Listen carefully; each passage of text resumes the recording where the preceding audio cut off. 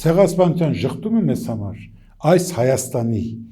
բնակչությանը, հայության ամբողջ բնակչությանը, չգիտեմ, ու տարածքներ էլ կան, բայց Հայաստանում ապրող հայությանը նորից ցեղասպանվելու վտանգի առաջ կանգնեցնելն է եւ պայմաններ ստեղծելն է։ Հասկանալի է, որովհետեւ երբ որ դու ցեղասպանությունը շղթում ես, ապա ցեղասպանությունը վերացնելու հետևանքները քո ծրագրում չկան։ Իսկ ցեղասպանությունը մենք ինչու ենք գնում այդ զոհերի հուշարձան եւ հարգում ցեղասպանության զոհերի հիշատակը միշտ հիշում ցեղասպանությունը, որովհետեւ ցեղասպանության խորհուրդը, ցեղասպանության զոհերի հիշատակի հարգելու խորհուրդը այնպիսի պայմաններ ստեղծելն է, որ այլևս քո ժողովրդի մյուս հատվածի նույնը չկրկնվի։ Դա նշանակում է ունենալ հզոր պետություն, ուժեղ բանակ, տնտեսապես, քաղաքական, մշակութային բոլոր առումներով հզոր պետություն, որը կկանխի դահիճի